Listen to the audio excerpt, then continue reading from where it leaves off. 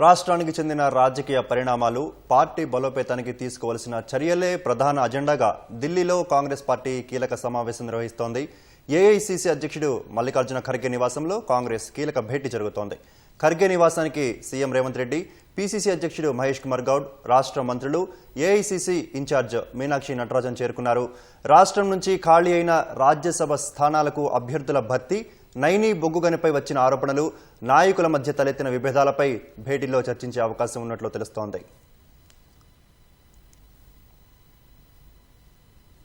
ఇక ఇదే భేటీకి సంబంధించి మరింత సమాచారం మా ప్రతినిధి తిరుపతి అందిస్తారు.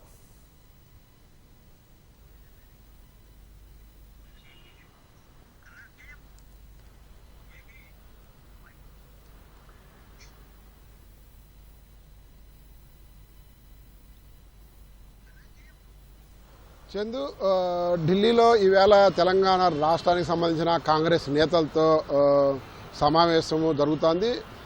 ఏఐసీసీ అధ్యక్షుడు మల్లికార్జున ఖర్గే నివాసంలో ఈ సమావేశం కొనసాగుతుంది. నిన్న సాయంత్రమే ముఖ్యమంత్రి రేవంత్ రెడ్డి, అదేవిధంగా పీసీసీ అధ్యక్షుడు మహేష్ కుమార్ గౌడ్, మంత్రులు అందరూ కూడా ఢిల్లీకి చేరుకున్నారు. ప్రధానంగా గడిచిన 2 సంవత్సరాలలో రాష్ట్రంలో జరుగుతున్న ప్రజాపాలనకు సంబంధించి, అదేవిధంగా ప్రభుత్వం అమలు చేస్తున్న సంక్షేమ అభివృద్ధి కార్యక్రమాలకు సంబంధించి కూడా మొత్తం కూడా అధిష్టానానికి వివరించనున్నారు. అదేవిధంగా మంత్రుల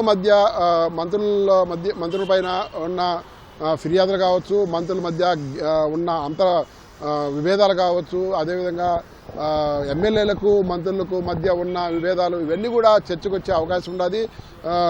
ఇటీవల జరిగిన మున్సిపల్ ఎన్నికలు, అదేవిధంగా పంచాయతీ ఎన్నికల్లో కూడా అత్యధిక స్థానాలలో కాంగ్రెస్ మద్దతుదారులు సర్పంచులుగా గెలిచారు. అదేవిధంగా మొన్న జరిగిన మున్సిపల్ ఎన్నికల్లో కూడా దాదాపు 80% వరకు కూడా కాంగ్రెస్ పార్టీ మున్సిపల్ చైర్మన్లు, అదేవిధంగా నగరపాలక సంస్థల మేయర్లు కూడా ఎన్నికయ్యారు. దీన్ని పెద్ద విక్టరీగా చెప్పుకుంటున్నారు. ఇప్పటికే ముఖ్యమంత్రి, పీసీసీ అధ్యక్షుడు, అదేవిధంగా రాష్ట్ర ఇన్ఛార్జి మీనాక్షి నటరాజన్ చేసిన కృషికి పార్టీ అధిష్టానం కూడా ప్రశంసలు వర్షం కురిపించింది.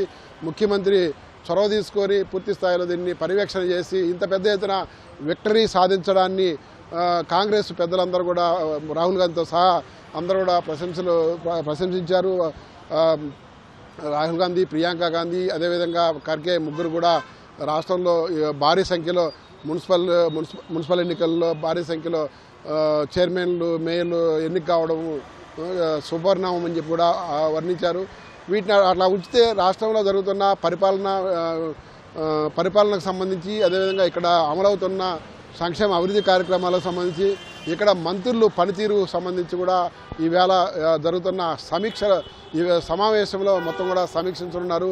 ఈ సమీక్షలో ప్రతి మంత్రి తన యొక్క పనితీరు సంబంధించి కూడా అక్కడ ఏఐసీసీలో పూర్తి స్థాయి నివేదిక ఉన్నట్టుగా సమాచారం. ఇప్పటికే ముఖ్యమంత్రితో పాటు పీసీసీ అధ్యక్షుడు కూడా వేరువేరుగా నివేదికలు పంపినట్టున్నది. ఏ మంత్రి ఎలా పనిచేస్తున్నారు ఏంటనేది వాటికి సంబంధించి, అదేవిధంగా మంత్రులకు, ఎమ్మెల్యేలకు, పార్టీ నాయకులకు ఉన్న సత్సంబంధాలకు సంబంధించి కూడా పీసీసీ నుంచి ఒక నివేదిక ఏఐసీసీకి చేరినట్టున్నది. వీటన్నిటినీ దృష్టిలో పెట్టుకొని ఈవేళ సమీక్ష చేస్తున్నారు. ఆయా మంత్రుల పనితీరును, ఆయా మంత్రులు వ్యవహరిస్తున్న తీరుతెన్నులు, అదేవిధంగా ఆయా మంత్రులు ఎమ్మెల్యేలతో, ఇతర పార్టీ నాయకులతో వ్యవహరిస్తున్న తీరు, ఇవన్నింటి కూడా ఈ సమీక్షా సమావేశంలో చర్చించే అవకాశం ఉండదని చెప్పి పార్టీ వర్గాలు చెప్తాయి. మొత్తం మీద ఇక్కడ తెలంగాణ రాష్ట్రంలో కాంగ్రెస్ ప్రభుత్వము పనితీరు, అదేవిధంగా కాంగ్రెస్ పార్టీ యొక్క పనితీరు మీద కూడా సమీక్ష చేసి దిశానిర్దేశం చేసే అవకాశాలు ఉన్నాయి. ఇప్పటికే కొంతమంది మంత్రుల మీద పెద్ద ఎత్తున ఫిర్యాదులు అందినాయి. అవినీతి ఆరోపణల ఫిర్యాదులు కూడా ఉన్నాయి ఇందులో. అదేవిధంగా ఒక మంత్రికి మరొక మంత్రికి మధ్య గ్యాప్ ఏర్పడిన వ్యవహారం కూడా ఉన్నాయి.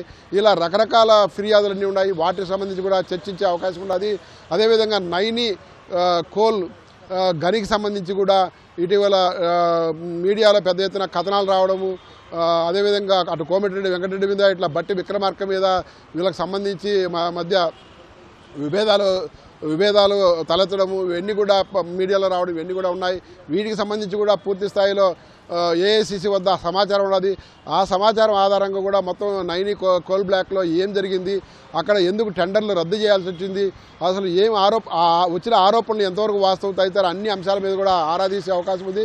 ఈ మంత్రులు సీఎం అట్లే పిసిసి అధ్యక్షుడు మీనాక్షి నటరాజన్తో పూర్తిగా కలిసికట్టుగా సమావేశం పూర్తయిన తర్వాత ప్రత్యేకంగా ముఖ్యమంత్రి అట్లాగే పిసిసి అధ్యక్షుడు రాష్ట్ర వ్యవహారాల ఇన్ఛార్జి మీనాక్షి నటరాజన్ ఈ ముగ్గురితో ప్రత్యేకంగా ఖర్గే కానీ లేకపోతే రాహుల్ గాంధీ కానీ ప్రత్యేక సమావేశం అయ్యే అవకాశం ఉన్నది.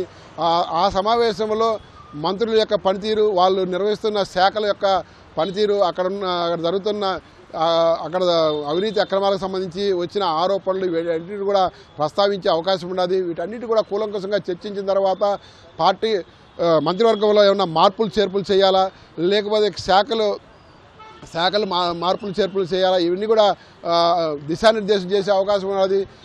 ఏదన్నా చిన్న చిన్న తప్పిదాలు అయితే కూడా సర్దిద్దుకోమని సూచనలు చేసే అవకాశం ఉంది.